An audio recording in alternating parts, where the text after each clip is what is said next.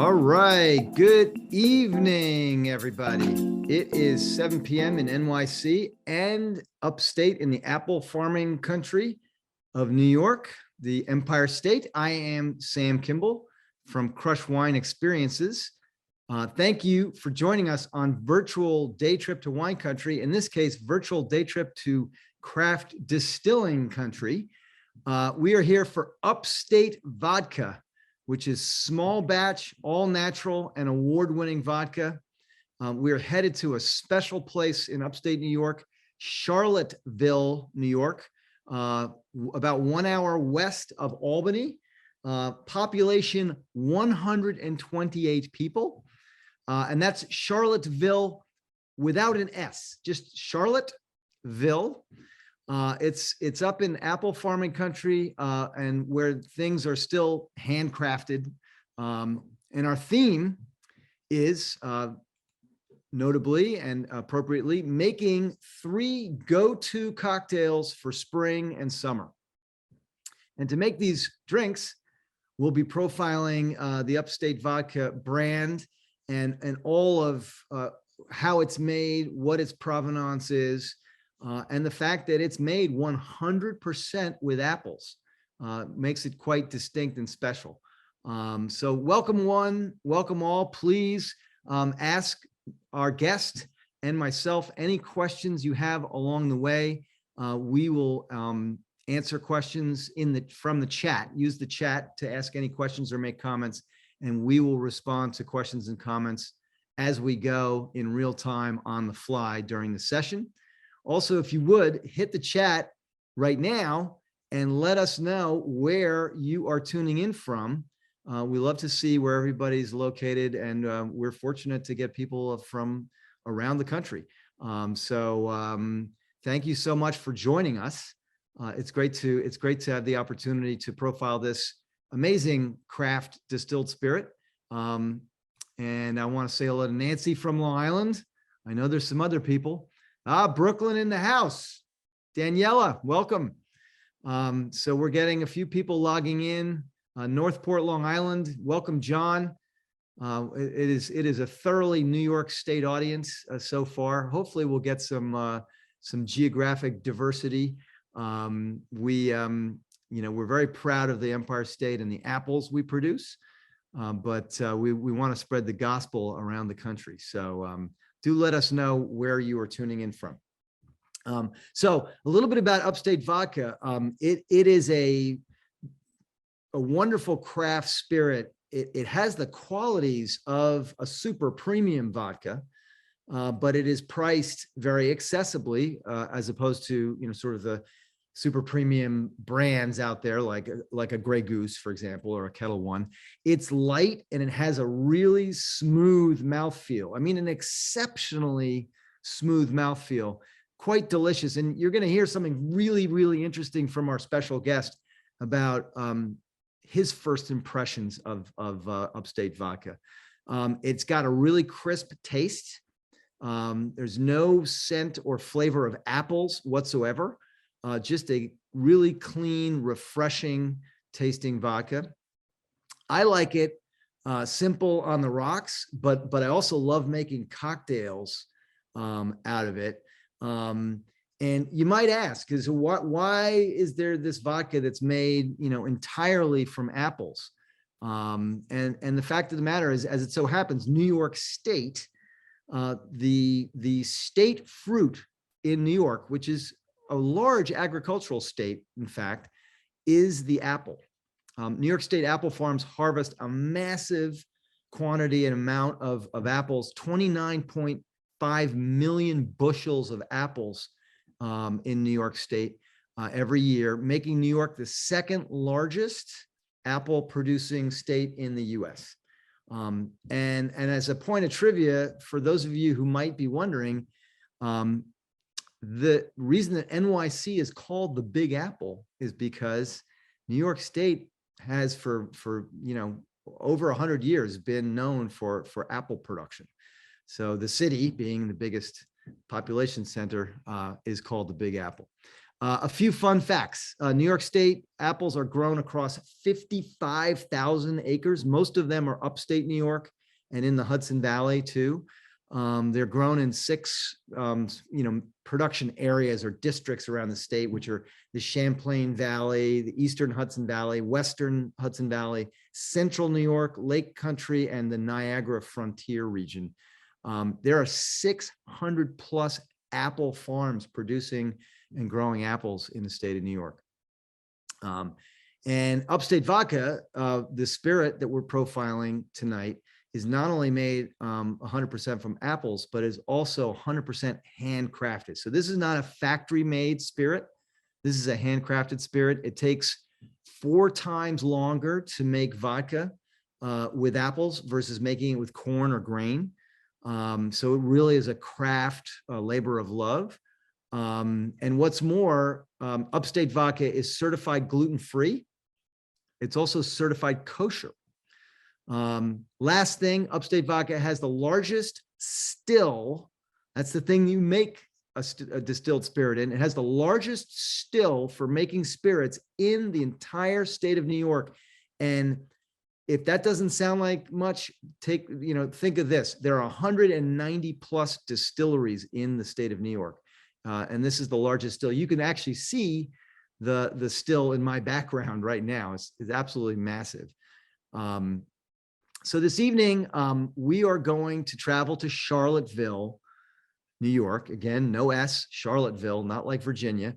And Charlottesville is, as we said, about 1 hour west of the capital of the state of New York, the city of Albany.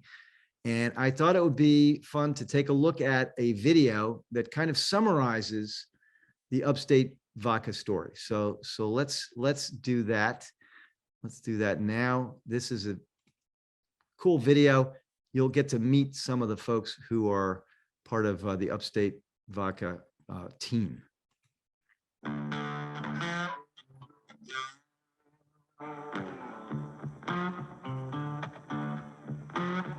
Hi, I'm Ken Wertz. I'm the head distiller here at Sauvage Beverages in Charlottesville, New York. Hi, my name is Jamie and I work as an assistant distiller for Sauvage. Hi, I'm Noelle and I work for Sauvage Beverages. I've been distilling for 10 years, been distilling for Sauvage for 3 years. We are unique because we're a distillery that are one of the few in New York State that makes our vodka from apples. It was more like a mom and pop kind of distillery, and now this is going to be a huge distillery. Everybody that's comes through the door has to be trained from beginning to end. I'm involved in every part of the process, from fermentation to bottling. That's pretty amazing to make something that started off as an apple and now it's a spirit that everyone enjoys. We hope to grow the brand. I'd be very proud as we continue to grow for people to know the Sauvage name and Upstate Vodka. I want every bottle that goes out the door I want to be proud of. Pretty cool stuff. Love that. It's a great story. Sauvage is the distiller. That's the parent company, and Upstate Vodka is the brand.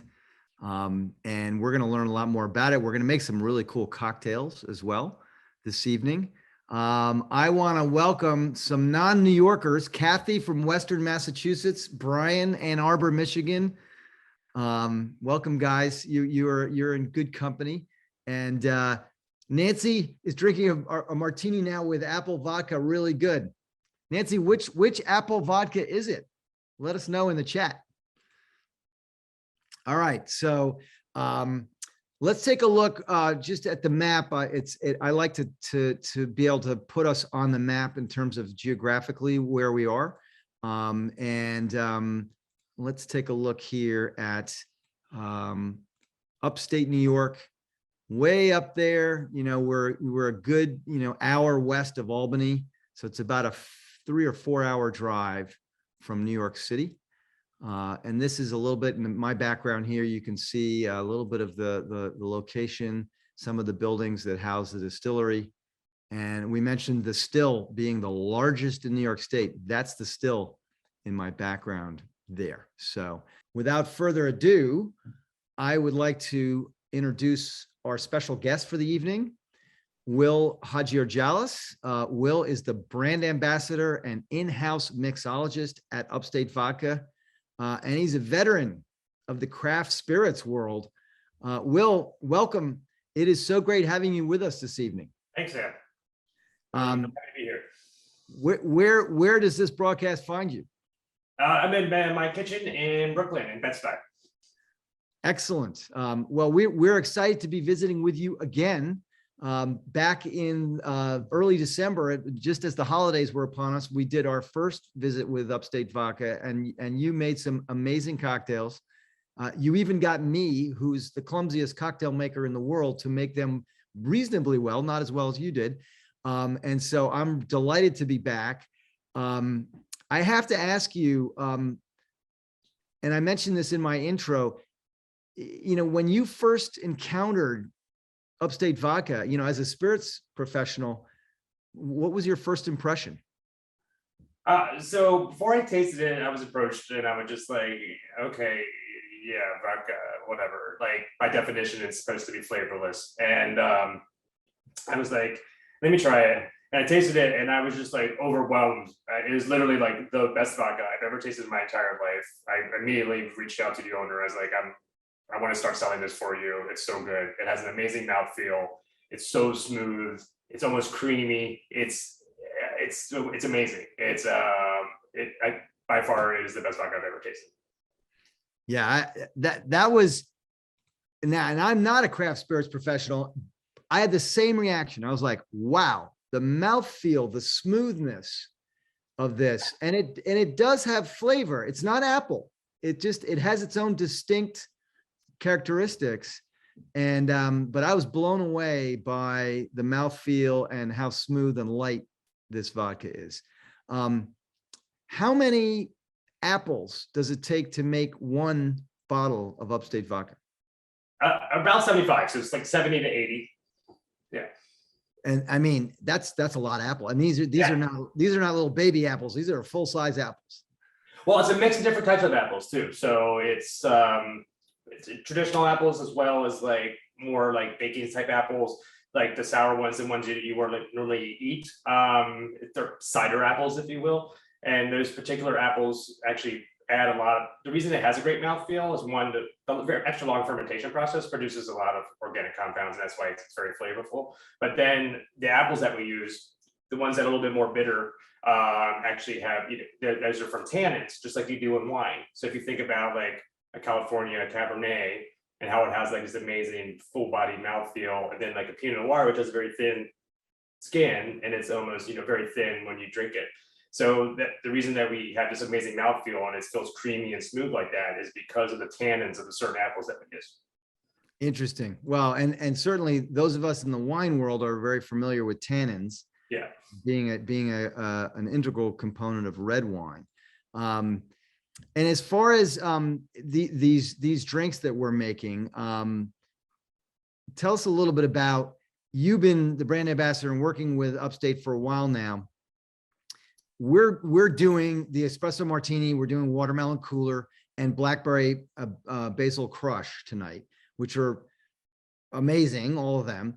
Of all the different recipes that you've done with Upstate Vodka and with cocktail mixology sessions, what's the fan favorite mixed cocktail that you've done with Upstate Vodka? That they're all great, but there's one that everyone says, oh my God, got to have another one. You're asking me to pick my favorite child, but I know. My job is to ask the unfair questions. All right, you could pick two. Yeah. So I'm excited about the watermelon one. You can only really do that one during the summer, but like watermelon and vodka just go so well together. They're very refreshing, and I like them, and like my taste changes as the season changes. So like I want heavier things.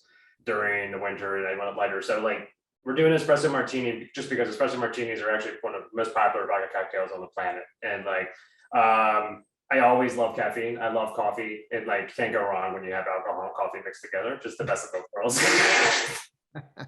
But we're gonna on another end, we're gonna do a lot of like fruits and herbs and muddling and mixing together and like very like summery spring, super refreshing. So that's what we're gonna go for today. Got it. And talk briefly, and let's jump into making cocktails momentarily, but talk briefly about gluten-free. Obviously, vodka made with corn is gluten-free, and so is vodka made with apples, whereas vodka made with wheat or rye or potatoes is not. So interesting fact, gluten evaporates. So distillation happens between, and don't quote me on this, but like 173, 174 degrees Fahrenheit up until like 211. So the alcohol evaporates before the water evaporates when you're distilling. So gluten evaporates at like 1,000+ degrees. So gluten in the regular distillation process doesn't end up in a final product.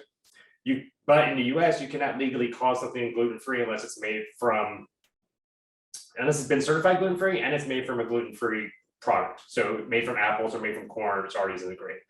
The other thing that you really have to be careful about is the TTBs, the Federal Trade and Tax Bureau, which kind of regulates alcohol spirits, is labeling requirements are very, very vague. And you can add things to spirits afterwards that may contain gluten, and you wouldn't know about it. So there are some vodka brands that do add some of the mash, which is like some of the grain left over for mouthfeel to the product, but they don't ever mention that, and then people will drink it and not know it. So I mean, if you are concerned about celiacs, like you really want to make sure that you are drinking something that is made from something that's already isn't grain, because and the other thing too is like the actual distillery is certified gluten-free. And that is the special unique certification that we got. So no grain ever goes inside the distillery. So there's never going to be an issue of cross-contamination. Got it. Got it. Super No, nerdy. that's a great explanation. Listen, I have friends who have celiac who, you know, they can't be within 10 feet of a piece of bread. Yeah, I had a friend that I took out to dinner yesterday, and like we got steak tartare, and the bread touched the part of it, so he didn't eat it. Yeah. I mean, I'm not a doctor, but that sounds a little, but you okay. All right. So which cocktail are we going to start with tonight? So we're starting. We'll start with the espresso martini because it does have caffeine in it. So okay. We'll go ahead and we'll have time to still go to bed later tonight. So and that is the one that I prepared. I didn't have some of the ingredients in my local store for the watermelon or the basil one, but so I'm gonna pour what I prepared for the espresso martini into my shaker. But you do your thing first. Start to. Funny, like actually, the recipes were gonna be a bit different, but when I went to the supermarket, I couldn't find some stuff, so that's why I switched it around. So I couldn't find mint. I was gonna do mint. Mint, by the way, pairs really wonderfully with fruit. So so watermelon, blackberry, strawberries, and mint is a great thing. I went to 2 different supermarkets, I couldn't find any, so that's why we're doing the next one's gonna have ginger instead of that. So okay, espresso martinis can literally be made so many different ways. My friend that I did it with yesterday owns a bar in Lower East Side, and I asked him for his specs on it, and it was different than like every other one that I've looked up and Googled. So like everyone does it a little differently, and everyone likes their coffee differently. So there's a reason for that. So it all depends on what you like. But the base is normally a coffee liqueur, actual coffee, and then your vodka. Depending on what else, some people add some little modifiers. My particular recipe that we have, I'm adding a little bit of sugar into it, and that's only because the coffee liqueur I'm using is Mr. Black. So Mr. Black is a cold brew coffee liqueur from Australia. I used to work for them, and it's a little bit less sweet than other coffee liqueurs. So if you're using like a Tia Maria or a Kahlua, you probably won't need to add the extra sugar. So unless you like your coffee sweeter, then you add it. So just so you know, and maybe people watching this is helpful. I went with Tia Maria, because Kahlua is made with rum, and I think Tia Maria is made with a neutral spirit. I believe it's made with grain alcohol. I think it's rum. It is? Yeah. Oh, okay. They both have vanilla in them too. So that's a little bit of difference. So this doesn't have any vanilla in it, so it's gonna have a little Right. difference. This Yeah. is pure. And so is Mr. Black made with grain alcohol, like something totally neutral? But this is just, yeah, this is just, well, this is wheat vodka. So it's just wheat vodka, sugar, and cold. Got it. Got it. Yeah. Okay. Sorry, I need to check the. But okay. you can't, but to be clear, you can make this espresso martini with Tia Maria or Kahlua. You can make it with any coffee liqueur. You just might need to make some adjustments based on like how Yep. sweet that is. Got Yeah. So experiment's the best fun of life. Okay, so this thing here is called a jigger, and it's particularly called a Japanese jigger. And this one here is called a Leopold jigger, which has a very thin neck. So if you have small hands, it's easy to hold. This one I prefer to use just because it's so narrow at the top that it's a more accurate measure. Yep. And there's little markings on the inside, so you can see what you're getting at. Okay, I'm gonna do this the proper way, and we're gonna do the cheapest stuff first. That's how you should go ahead and make your cocktails. So, because if you mess up and you put the vodka in first, and then you mess up, then you ruin the vodka. So, I already made this cocktail, so I'm gonna go ahead and do that little bit of extra simple syrup that I was talking about.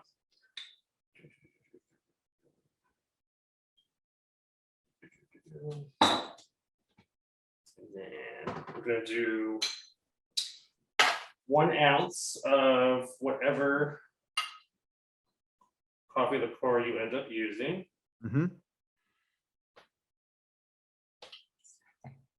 Start spelling stuff. Then I'm gonna do 1.5 ounces of cold brew coffee. You could also use espresso if you have access to espresso. That will make sure that it's been cooled first, but that's actually will come out better. I don't have an espresso machine anymore. I got rid of it, so we're good. I made mine with the Nespresso machine. Yeah. If you have espresso and you brew it, make sure you cool it first, because when you mix it with the ice, if it's still hot, it's going to water down your cocktail. I did cool it before I mixed it. Awesome. And then we're going to do 1/2 ounces of Upstate Vodka. So equal parts coffee and vodka. Yeah. 1 ounce of coffee liqueur, and then some simple syrup to your taste. I'm already making a mess, man. Yeah, All right. I know. I like what you're doing. I like what you're doing. Okay, we go in my freezer and get some ice. All right. See, by the way, this is pretty easy. If you have the coffee liqueur, you've got coffee or espresso. You just need the vodka and ice and a little bit of simple syrup, Yep, super easy. To taste. I mean, you do the simple syrup at your level. Yeah. So for espresso martini, you actually want to shake it harder than you would a regular cocktail, because you want to create, because the sugars in there actually create like that foam and that crema, especially with the coffee and the oils as well. You want to shake it harder than you want to shake it harder than you will the other things. Yeah. Sorry,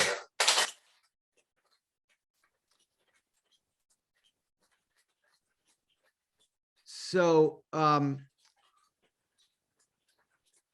you are really shaking that thing. That's some serious shaking. Will, Nancy made a comment here, which is interesting. You can also make coffee or espresso ice cubes. Oh yeah, that's actually a really good idea. It is. So I have a confession to make, and I'm not ashamed. I've never had an espresso martini. Really? I'm a purist, so I've always had regular martinis. I've never had an espresso martini. So if you can see, look at that. Wow. If you can see that crema on there. Yeah, I got a little bit of that, but my problem is I've got one of these swimming pool size martini glasses, not a coupe. And then just garnish it with some coffee beans. Boop. Yeah, nice.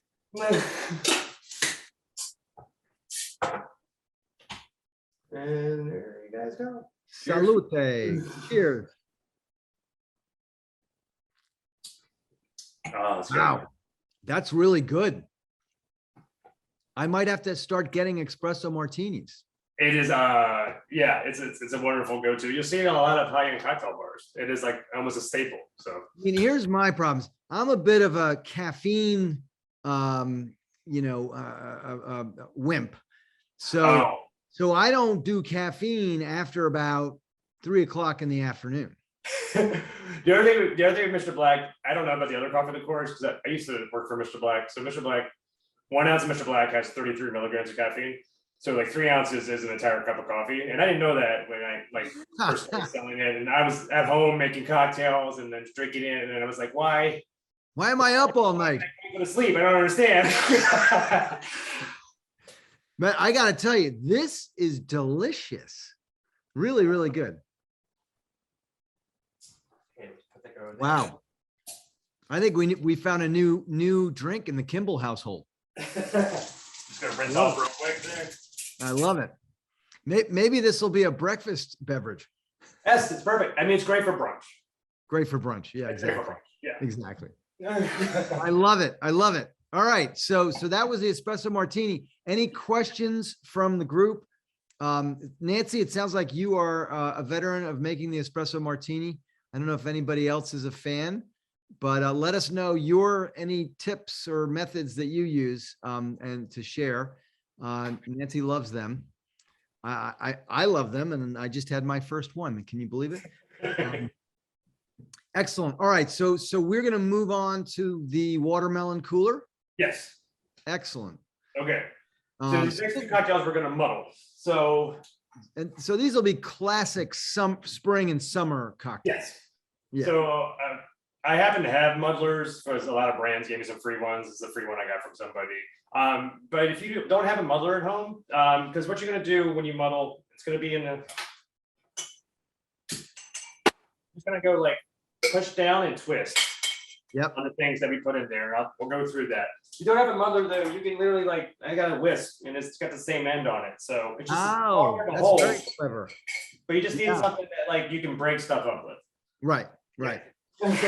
But by the way, and I don't know if you condone this as a mixologist and professional, but I don't have a jigger. So I use a shot glass to measure my units. So I say, well, if I have a small shot glass, that's 1 ounce, and 1.5 shot glasses is 1.5 ounces, approximately.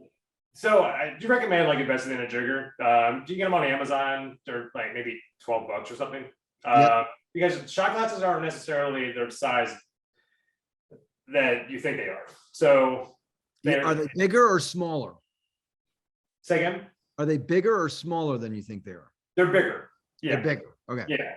So normally, if you fill it up all the way, it's probably more because they're not meant to be filled up all the way necessarily because then it's spill over. So then it's yeah. I mean, I'm nerdy at precision. No. You're make it real, make it exact. Yeah. Yeah. Okay, good. So I will be going on Amazon later and getting a jigger. Oh yeah. So Barfly is a really good company. I think that's the one that I have, and they're not too expensive. Yeah, Barfly. Yeah. So I'm good for that. Okay. One of the things I want to point out, and I think you will echo this, is that making these cocktails is not only fun, but it's not that difficult. If you just and you shouldn't stress. It should be fun, and you don't need to stress about it. I like to use the measurements and be precise because you like to have consistency. But you may notice that some days you just want something a little bit more tart or a little bit more sweet or a little bit more bold. So don't flip out about it. But yeah, get it right first, and then once you get it, then you go ahead and play with it. So absolutely. Awesome. All right. Watermelon cooler. Here we come. Okay, cool. So I got a lime. I'm a big advocate of always using fresh citrus for fresh lime juice and fresh lemon juice. Right. Do not ever buy real brand, because real brand citrus is not real citrus. It's got preservatives and chemicals in it. It has oils added to it. It will ruin your cocktail. So there are the only brand that I would recommend if you're going to go bottled, and they sell this in Whole Foods, is called Italian Volcano, but only in the glass bottles. So there's an Italian Volcano that anything that comes in a plastic container that looks like a lime or a lemon is bad. Just don't do that. So okay. Yeah. And you're recommending, if you don't have a fresh lime or fresh citrus fruit, Italian Volcano at Whole Foods. Yeah, I mean, I'm sure you saw it other places too. But in general, look at the label. Always look at the label and just say if it just says lime juice and lemon juice and nothing else, then you're pretty safe. But if you look at the real brand, the real lemon juice, that you'll see a bunch of chemicals and things and like just read the ingredient label. So a lime is about, and limes are really expensive right now because there's a shortage. So the price has been up. So I get it. So that's why I'm like trying to give you, when you go buy some bottled stuff as well. Half a lime is about half an ounce. So I'm just going to go ahead and do that. So this is a citrus squeezer for anyone who haven't seen it. This is a pretty large one. I'll open this up here. They're normally about this size. Yep. Yeah. But this particular big one, you can do like grapefruits and stuff in it too. So you cut the lime in half and then you put it face down and there's some holes on the bottom there. And then you just squeeze it over top. Yeah, look at that. Yeah. And then the juice comes out. And if you don't have a squeezer like that, you can use the traditional orange juice maker, the one that you. Oh yeah, Yep. If you try to use your hand, you're not going to get as much juice out of it, no matter how hard you press. Right. You try to be like, oh, all right, crush, but it just won't work. So, if you're making margaritas or something that you want the glass later. Yep. And you rub this on the side of the glass and you dip it in whatever you want the rim in, and like the salts or sugars or whatever on the side of the glass will stick because of this. Excellent. Yeah. Okay, so that goes in there. Okay, I got some ginger. So you just cut up the ginger however you like. If you like it a little spicy, which I do, you just cut up a little bit more. If you can peel it beforehand, that helps. If you can't, it's not a big deal. It's completely edible. It's just a little bit more bitter. So so I just grabbed some ginger. I'm going to throw that in there. You cut that up earlier. It's just little bits of ginger root. Yeah. And then we're going to do some simple syrup. I'm going to do about half an ounce.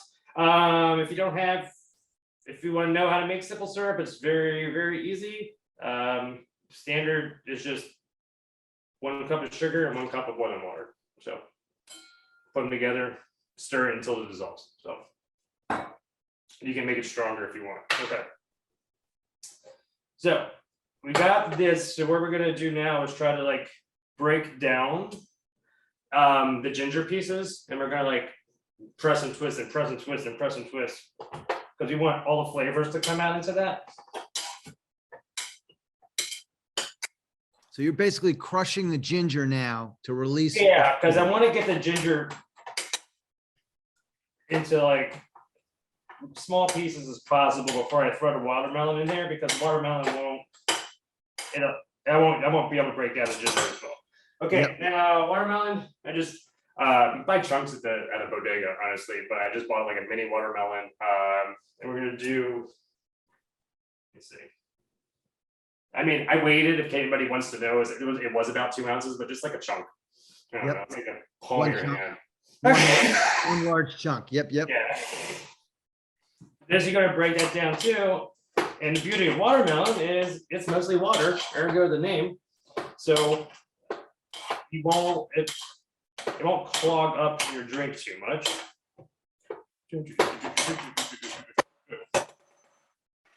Now we're going to do 2 ounces this time of Upstate Vodka.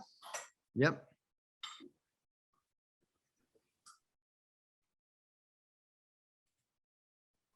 By the way, while you're doing that, I'm gonna put on the screen for everybody to see. This is the recipe that Will is making right now.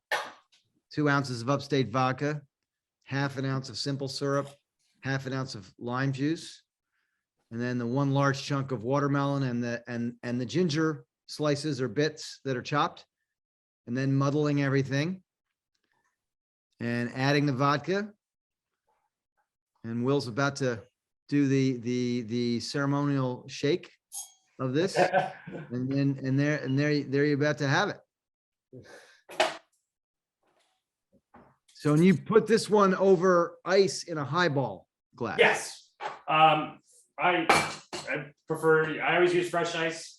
It looks nicer. But if you're short on cubes, you can just dump, you can dump it in. It just won't be pretty. So when you're shaking, you don't want to do this.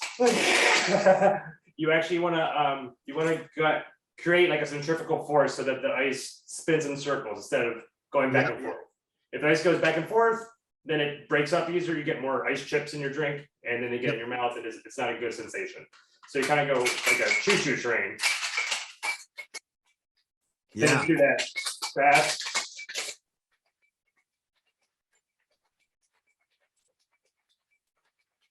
If you want to know when you're done, it's when your hands get cold. And you're like, okay, now if your hands are cold, then you realize the drink is cold. And in the we learn something new every day department, I only learned this shaking technique on our first visit with you a few months ago. Yeah. I'm going to talk about strainers. So I have a really nice strainer. This is the Barfly one I was talking about. This guy should start paying me, right? But if you notice, this has like a very tight spring on it. Some strainers look like this. They're a little bit looser. Yep. So in this particular drink, if you let me go into my little drawer here. The tool drawer. Little tool drawer. I should have turned the other way. You want to get something a fine strainer, which is like another like a little strainer. Look at that. Yeah, interesting. And then what you would do if you so because I have a nice strainer, I don't have to worry about it, but this is how you would do it. You just put it over top. And it's gonna come out a little slow because you've got all that watermelon and ginger chunks and stuff in there. So you want to be patient with it. Shake it a little bit. And then you tap that. That'll help get the stuff off your fine strainer. And then, like I said, I like ginger. So I use ginger beer, but you can use ginger ale. I'm a big fan of Fever Tree because Fever Tree actually has less calories than most other ginger beers. Mm-hmm. Like the Jamaican ginger beers have like probably twice as much sugar as a can of Coca-Cola. Right. They're delicious, but they're this is still delicious. By the way, I had somebody made me a special cocktail over the weekend, and they mixed ginger beer, and it was a vodka cocktail. And I mean, I think the ginger beer is probably my favorite mixer. It's just absolutely spectacular. Yes, give Costco membership. I actually buy this stuff in bulk at Costco. Yeah, so Moscow Mule is a very popular vodka drink, and that is vodka, ginger beer, and lime juice. So half a lime, 2 ounces of Upstate Vodka, hopefully, and then ginger beer. So, and this, guys, is your watermelon. Wow. I mean, that look at the color. Yeah. Just amazing. Look at that. There you have it. So I'm gonna put up the recipe one more time. I'm also Maureen reminded me that I failed to put the espresso recipe up, so I'm gonna put that up too. But first we'll revisit the watermelon cooler recipe on screen, and then we shall look at the espresso one as well. So here's the watermelon cooler. So good. This is so refreshing. I'm sorry. I'm really enjoying this. We can send this around to everybody who's watching. These recipes are also available on Crush Wine XP on the website. I think what I'll do is put in the chat the URL to the page that has these recipes. So that's that. And then Maureen, here's the espresso martini. I of course made this one because it was the easiest one to make. But you know, this was the only missing part here is that you shake it over with ice and then I forgot to serve it up in a coupe, preferably, or a martini glass. So there you have the espresso martini, and then we just made this one the watermelon cooler. Great. All right, so Will, we've got to start making this blackberry basil crush now, because I've been sipping on this espresso martini and I have your phone number. If I'm up at 2 a.m., I'm calling you. You're going to have to talk to me until I fall asleep. I told you that's why he's like, because you were before we just started. He's like, which cocktail you want to start with? I'm like the espresso one because people have to go to bed. So like 20 minutes between the first cocktail and the last cocktail really going to make a difference. Cool. All right. I got to take an Ambien tonight. All right. So the next one, and actually I'm going to get ahead of things here. And while you're getting ready, I'm going to show the recipe and the ingredients, because this one is really interesting too, of the blackberry basil crush, excuse me. And here it is. What my store didn't have was the blackberries they have raspberries and blueberries. So I suppose you can do some raspberries. Like it's just. I suppose I could have used the exact same raspberries, but yeah. But this one looks great too. I just like blackberries because they color wise, they look a lot nicer. So. Well, yeah, exactly. Yeah. Cool. So I got about 6 blackberries. I'm gonna throw that in there. Oh, just 6. Okay. Yeah, you don't need a ton. And then we'll do about 3 basil leaves. So I went and got some basil, but these are kind of small. So. And this is just right from the supermarket produce aisle. You could pick up basil. Yeah, basil is pretty easy to find. Yep. Yeah. By the way, That was made normally, but I couldn't find any. But I've had no trouble finding simple syrup. It's pretty widely available. Oh, I've never seen it. Well, it's just so easy to make that I've never even looked for it. You make your own. No, I buy it. It's Domino's. It's just like Domino sugar and Yep. hot water. Yeah. So. Yep. So we're gonna do a whole lemon, which is about an ounce of lemon juice. So if you're using some good bottled lemon juice, then do an ounce. And lemons are not in short supply. Lemons are not in short supply. Yeah. Yep. Yeah, limes come largely from Mexico for They do. Yeah. for America. And lemons are very. Yeah, they don't have a lot of lemons in Mexico, I don't think. No, the lemons are Florida and California, I think. Yep. So you half a lemon. Smell like the fresh citrus oils when you squeeze it. Just oh my God, it's great. Also, watch out for your eyes, because that almost got in my eye, but I have glasses on today, thank God. So.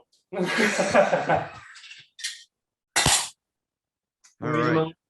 Or the back of a whisk, like whatever you got at home. That's a great tip. Take the back of a whisk. Well, actually, no, I forgot to put the honey syrup in. I'm sorry. So honey syrup is just like simple syrup. So hot water and honey, half and half. Yep. So I'm putting this up again so everybody can see it. So yeah, honey, 3/4 of an ounce of honey syrup. So lemon and honey go together wonderfully. So Yep. whenever you're using lemon and you're thinking of what sweetener to use, always like to go for honey. So. Okay, so I'm gonna break up all these. What's the instruction here, Will? Like at what point do you stop muddling? What's the sign you've done enough muddling?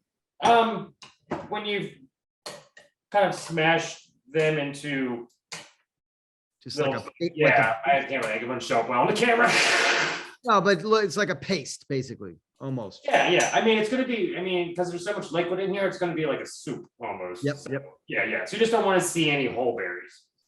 You just want berry bits. Yep. Make sure to get anything. Oh, the vodka. Yeah. You do need the vodka. The Upstate Vodka. Yep. And if this is so smooth and this goes so great and it's so refreshing and easy to drink. Yeah, these last two, the watermelon cooler and this one are these are dangerous because they I think they go down like a refreshing juice cocktail. Throw that over there.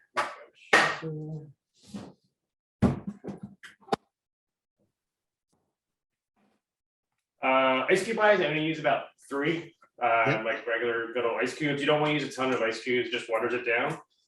You can probably get away with 2, honestly. So Where do you get your special square ice cube tray? Amazon. Yep. Amazon. Nice and cheap. All right. Yeah. Just a silicone ice cube tray, really cheap. I put the water in, put the ice cube tray on the bottom of your freezer. Yep. And they tend to be a little bit more clear versus if you put them on the top of your freezer. There's just some science around it.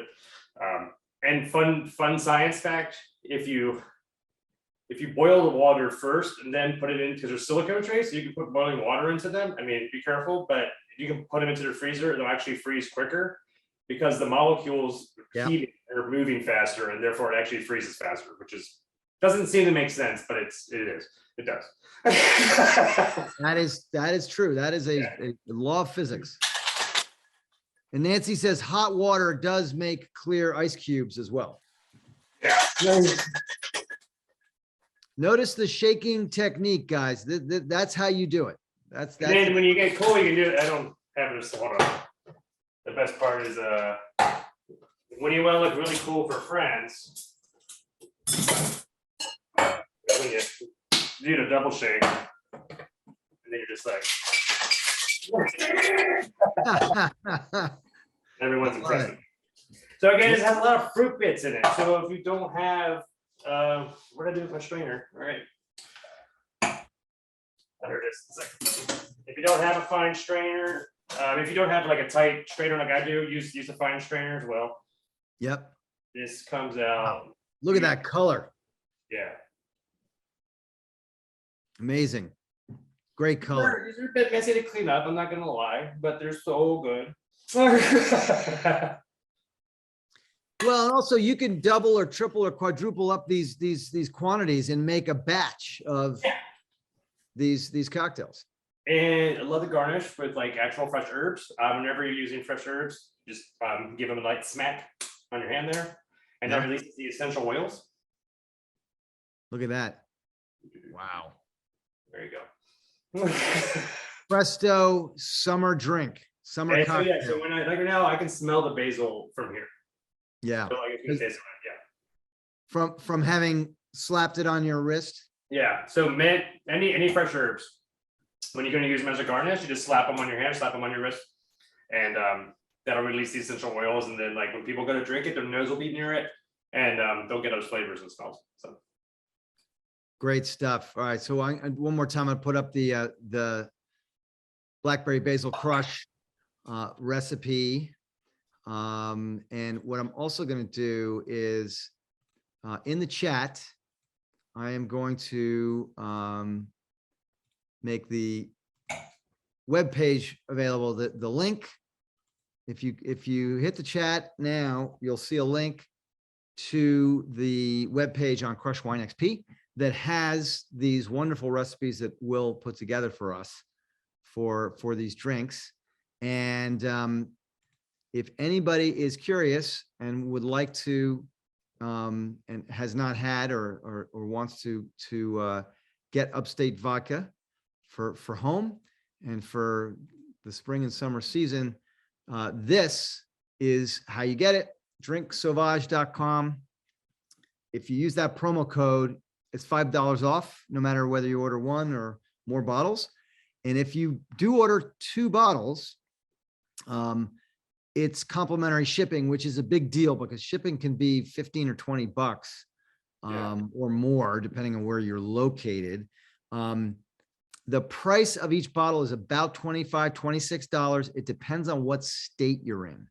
So I'm in New York State. When I went on the website this afternoon and I put in my zip code, it was $26, I think, and 99 cents per bottle. So that is Upstate Vodka. And by the way, I mean, as a somewhat of a purist, I mean, I love my martini up, my dry martini up with 3 olives. I mean, this is if you enjoy vodka drinks, if you enjoy a classic drink like a vodka martini, this is a wonderful and really it turns your head how good this vodka is and the smoothness. Daniela asks, do any stores stock this vodka or can you only get it online? And Daniela, you are in Brooklyn. So at Crush Wine XP is finding and discovering great wines and craft spirits. And Upstate Vodka is really in that tradition. And you've now given us a pathway to making it delicious on any occasion in any season. We did 3 cocktails in December, which were terrific, and now 3 that are perfect for the warm months. We'll have to revisit later in the year, Will.